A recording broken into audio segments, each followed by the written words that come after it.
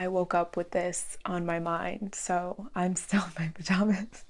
I still have my morning voice, but we're here and we're just gonna roll with it. People set out to change every day, and every day people fail at changing and then they dig their heels deeper into who they've been, who they are at that time. I know this because I tried for like a decade to change my life, change my circumstances, change myself, and I kept failing because I kept making the same mistakes. Welcome back to my channel. My name is Jackie and I help people create a life that looks good on the outside, but more importantly, feels good on the inside. When it comes to changing ourselves and changing our behavior, changing our lives, there are a lot of common mistakes that we make. I'm gonna work kind of like in reverse here, and I'm gonna get to the number one mistake at the end. When we're operating from this space of trying to change ourselves and we're not finding success, and we're making these mistakes, that's when we often just stop and we consider it kind of like a failure, or we don't even allow ourselves to think of it that way because we don't want to admit that we failed at something. We don't want to admit defeat. Some of these mistakes are part of the journey. Some of these mistakes are almost imperative. If you don't make the mistake, you can't overcome it. One of the most common mistakes that people make when trying to make change is expecting immediate results. Rome wasn't built in a day. There are so many of these cliche sayings when it comes to changing yourself for a reason. They're cliche because they're also true. If you are expecting immediate change, you are setting yourself up for failure. You have to give yourself grace, you have to give yourself time, you have to give yourself space as well. And you have to expect that we're not going to be perfect. Another very common mistake that people make is expecting perfection. We are not perfect beings. There is no such thing as perfect on the earth. So expecting yourself to just be perfect at making a big change in your life, making a change in your personality, making a change in your physical, whatever change you're looking to do, if you're expecting perfection, you're setting yourself up for failure. Another common mistake people make when looking to change themselves is ignoring habits and routines.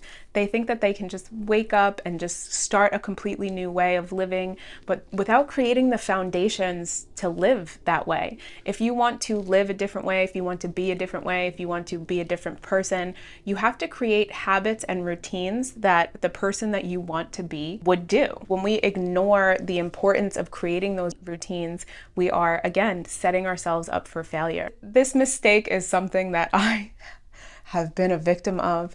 Another common mistake that people make when looking to change themselves is interacting with the wrong people or interacting with the same people.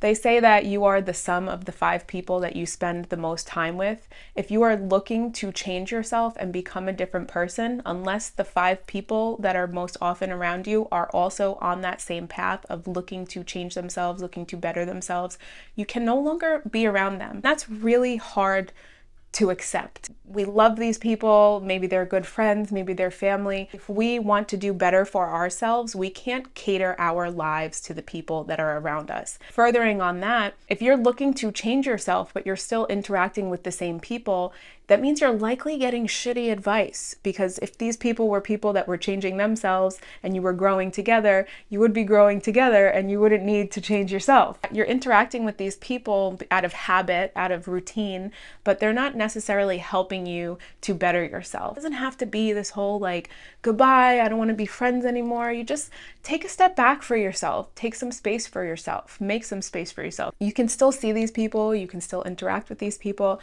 but you just can't be as involved with them as you once were. If you want to change your life, you need people around you that also want to change their life. If you want to grow, you need people around you who also want to grow. Another big mistake that we make when trying to change our lives is trying to change too much at the same time.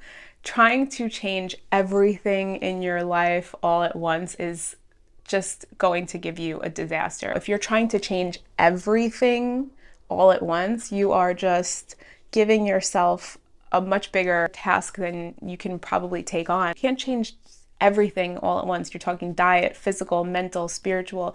You have to do it one at a time. To take it slow. When we take things slow, we give it time to grow. We can't force growth on us. Trying to change everything all at once is really just forcing it, and it's once again setting yourself up for failure. Start small, start with small changes. Piggybacking off of trying to change too much at once is trying to stop all your bad habits at once or stop it immediately, going cold turkey. Of course, it does work for some people. I'm not saying that it doesn't, but now when you start piling multiple bad habits on top of each other and you're trying to stop them all at once, it's going to be putting a lot of pressure on yourself. What happens when you put pressure onto things? They explode. It's not necessarily about stopping the bad habit, but more so bringing in some healthier habits. Big habit that's been hard for me to break is smoking weed. I've talked about being addicted to weed. It has had a chokehold on me.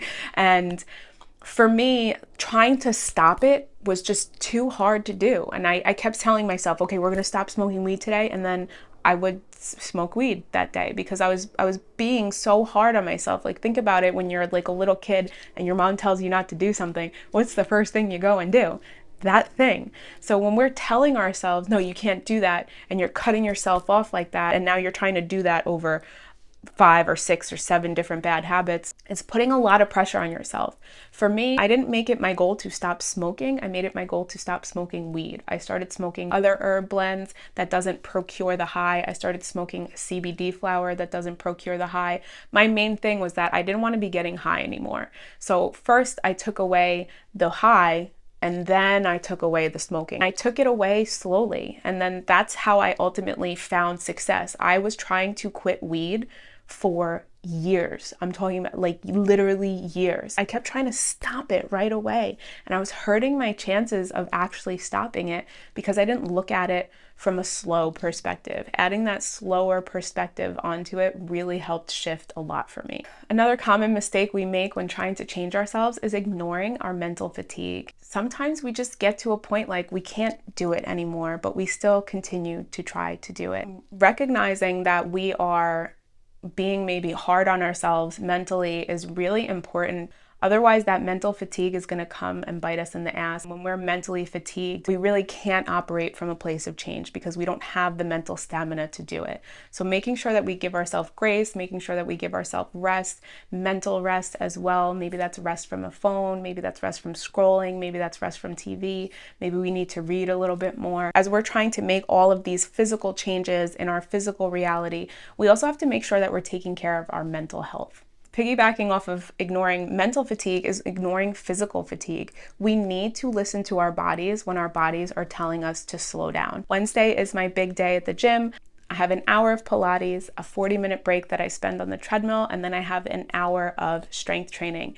And this week, my body was just like, Jackie, no, you can't do it. It was like, pick one. I picked Pilates. Mentally, I was there. Mentally, I was like, we can do it. We can push. We can get through strength training. But physically, my body was like, no, we can't. We are fatigued. We are tired. You cannot be lifting those heavy weights. You cannot be pushing yourself physically in that manner. I had to listen to what my body was telling me and to honor that physical fatigue that I was experiencing. And I had to cut out that 40 minutes of treadmill and cut out that 1 hour of strength training. Instead, I went in the sauna and I catered to my physical fatigue. I feel great today. I felt great yesterday. Had I pushed myself, I don't know what could have happened. That's how injuries happen. That's how people hurt themselves. If I had ignored that physical fatigue just in an effort to kind of keep up with that workout, I may have been able to complete that workout for that 1 hour. I may have also injured myself, which could have kept me from going to the gym for the next week or 2 weeks or however long it might have taken to overcome that injury, pulled muscle, whatever. Instead, I honored my physical fatigue, I honored my body, and I gave it the rest that it was calling for. Another very common mistake we make when we're trying to change is we focus on the past. We think about the mistakes that we have made in the past. We think about the things that we regret, and I understand living with regret. I made a video about how much I regret getting my tattoos. I'm going to link that up here. I understand that. I spent about 1.5 years in like a deep regret about my tattoos. There is nothing I can do about my tattoos. It is what it is. Living in the past, living in that decision that I made was holding me back from making some positive change in my life moving forward. So letting go of the past, we can't change it. There's nothing we can do. Accepting it for what it is and knowing that we do have power over the future. We have to let go if we want to move forward. Another common mistake people make when trying to change themselves is sticking to their comfort zone. Like, nothing good ever comes from our comfort zone. And again, for me, that was smoking weed. I knew that the person that I wanted to become, the person that I am now, wasn't a habitual weed smoker. But for me, I stayed in that comfort zone of smoking my weed for so long because it was comforting. It was easier to smoke weed when I was feeling certain things. It was easier to smoke weed when I didn't want to deal with certain things. It was easier to do that than it was to change. Sticking to our comfort zone holds us back from growing. If we want to grow, we really have to let go of that comfort zone. And now the number one mistake people make when trying to change themselves is acting out of a place of self-judgment, acting out of a place of blame, acting out of a place of obligation, or even worse, maybe acting out of a place of hate. If you're trying to change from a place of self-judgment, you're acting out of a place of obligation mentally. Acting out of a place of obligation is a lot harder of a place to change from. Acting out of a place of love or support for yourself is a lot easier to make change from. So for an example, for so long, I tried to lose weight and I was acting out of a place of obligation. I was acting even in some instances out of a place of hate for my body. I hated the way my body looked. I wanted to change the way my body looked, and I did not find success. It wasn't until I started acting out of a place of love for my body that I started to see changes. I started to move because I love my body and my body wants to move. I started to eat healthier because I love my body and I want to support it with healthy foods. Once I made that big shift of acting out of a place of love and support for myself instead of judgment and anger and hate for myself, so much change happened. I saw more change in the last 2 years from acting out of a place of love than I saw in the last decade from acting out of a place of hate or disdain or anger or frustration with my situation. If we really want to make change, we need to come from that place of love. We need to give ourselves grace. We are able to give ourselves space and give ourselves time and give ourselves grace to act out of a place of love for ourselves. That's where we really start to see change. And when we start to act out of a place of love and wanting to support ourselves instead of a place of obligation and hating ourselves, it actually makes it a lot easier to move through all of the other mistakes that I mentioned earlier in this video. With my physical fatigue, if I was acting out of a place of obligation, I would have went to that second class, I would have pushed myself, and I likely would have hurt myself.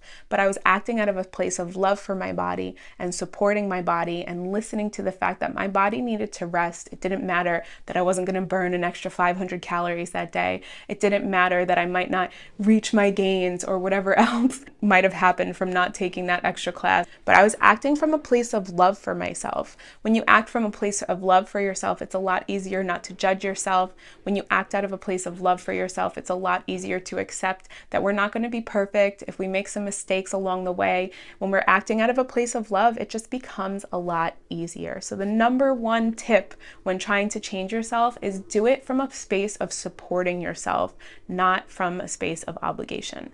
Thank you so much for coming back to my channel. Again, my name is Jackie and I help people create a life that looks good on the outside, but more importantly, feels good on the inside. I make new videos every Monday and Friday, so don't forget to click subscribe, and I will see you at the beginning of next week.